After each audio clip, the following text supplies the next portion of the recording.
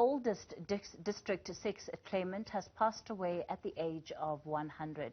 Shariefa Khan took her last breath in the early hours of this morning, surrounded by her family. In 2021, she signed papers to receive her new apartment in District 6 as part of the restitution process. It follows forced removals of the residents there under the apartheid government in the 70s. However, Shariefa was unable to move into her new home due to safety concerns. She was laid to rest earlier today in Elsie's River in Cape Town, as per Muslim custom. Well, for more on the story, we're joined by Karen Breytenbach. She's with the District 6 Working Committee. She's the spokesperson there. Karen, good evening. You know, I remember actually speaking with Shariefa Khan last year, just after they had received those keys from government, and it seemed to be such a moment of hope then. And unfortunately, the hope and the promise had not been fully realized at the time that she died. Yes, it was an enormous moment of victory for her and for the family and for the community of District 6, because Mrs. Khan was the oldest claimant and people looked up to her as the symbol of hope, you know, the symbol of justice. And unfortunately, she had to wait for the rest of the year. There were several different issues with COVID and the pandemic.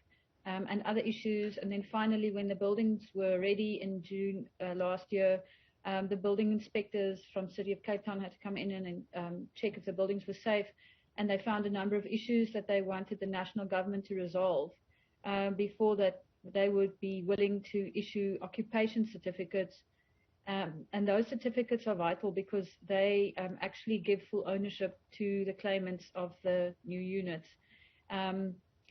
So in the meantime, the city also issued these permission to use letters with the intention that some claimants could start moving in as these snags were being fixed by the contractors.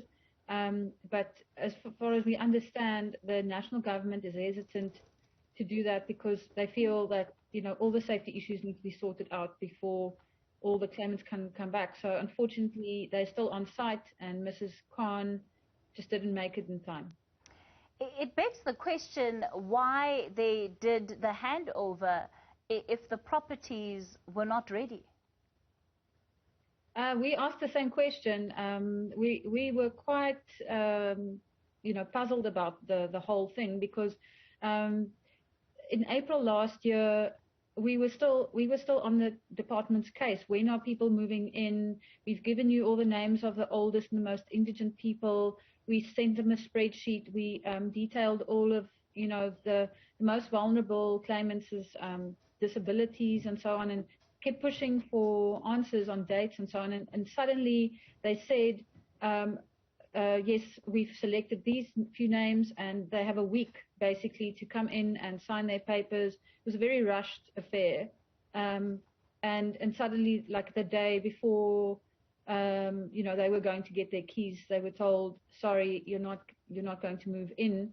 And I think since then, or even before then, really, the department hasn't been communicating clearly to the families around what's really happening. And many of the families still feel that, you know, the process isn't being explained to them properly. They don't know what's going on. I do, however, have to say that the District 6 Working Committee took the government to court to speed along the restitution process, and we won a court order in 2018, and the judge ordered the Department of Agriculture and Land Affairs to submit quarterly progress reports. So every quarter since 2 years ago, we've been receiving these reports to say where they are at with the process. We received one in December, which clearly explained all the issues with the safety of the buildings. For example, no balustrades. You know, some of the people need to live upstairs and they don't have lifts. There wasn't enough money to buy to build lifts. So all sorts of things like that need to be sorted out because, you know, you've got old people moving into those buildings. They need to be able to get up and down the stairs safely.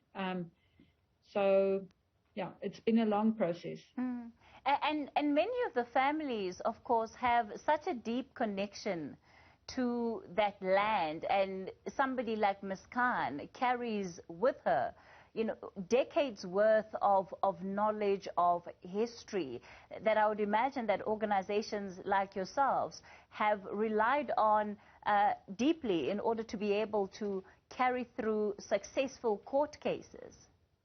Yes, and I must say I'm very glad that we took the opportunity to record her story.